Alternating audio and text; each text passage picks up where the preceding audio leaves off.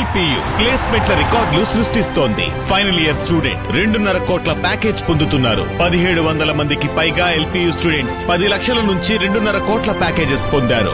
విద్యా విప్లవం ప్రారంభమైంది లవ్లీ ప్రొఫెషనల్ యూనివర్సిటీలో. అనంతపురం జిల్లా ఉరవకొండలోని నీటిపారుదల శాఖ డిప్యూటీ ఎగ్జిక్యూటివ్ ఇంజనీర్ కార్యాలయం వద్ద సరళ అనే మహిళ ఆందోళన చేసింది. అదే కార్యాలయంలో క్లర్క్గా పనిచేస్తున్న తన భర్త జగదీష్ నుంచి రక్షణ కల్పించి న్యాయం చేయాలని కోరింది.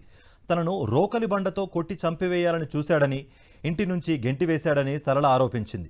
తమ మధ్య గొడవలు జరుగుతున్నది వాస్తవమేనని, కానీ బంగారం తీసుకుని వెళ్లి ఇంటికి రాకపోవడంతో అడిగినందుకు నిందలు మోపుతున్నారని జగదీష్ తెలిపాడు. 35 లక్షలు నష్టపరిహారం చెల్లించాలని కోరుతున్నారని ఆరోపించాడు.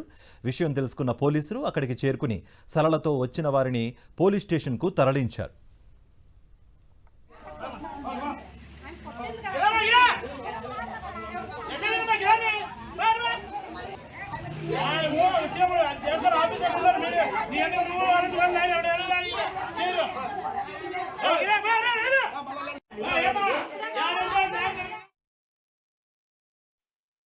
తొమ్మిది నెలల కిందట నన్ను సెప్టెంబర్ 22వ తేదీన నన్ను వద్దని బయటికి గెంటేసినాడు.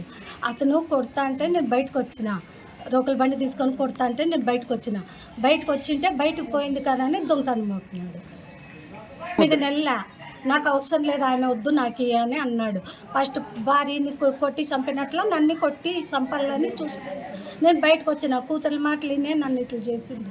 నేను బయటకు వచ్చిన దానికి బయటకు పోయింది.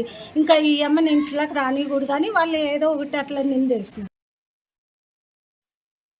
మొదటి భార్య చనిపోవడం వల్ల నేను ఆల్రెడీ వివాహం అనేటువంటి వ్యక్తిని చేసుకోవడం జరిగింది.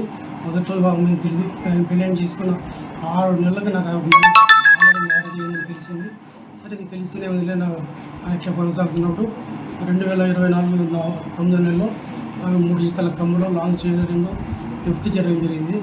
థెఫ్ట్ చేసిన తర్వాత తీసుకురమ్మని చెప్తే లేదు తీసుకొస్తానని వాళ్ళ తమ్ముడు సరిపోయింది.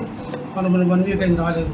ఏమి రాలేదంటే వాళ్ళ తమ్ముడు దమ్ము ధైర్యం ఉంటే కంప్లైంట్ ఇచ్చుకొని చెప్పారు. మరొక పోలీస్ స్టేషన్ కంప్లైంట్ ఇస్తే కేసు కాలేదు, ఎఫ్ఐఆర్ కాలేదు. తర్వాత కాలభయంతో ఉంటే ఒక రాజకీయ నాయకుల బుద్ధులంతో 35 లక్షలు ఆమోదం కోర్టులో కేసు క్లియర్ అయిన తర్వాత 3 జిల్లాలు ఒప్పుకున్నాము.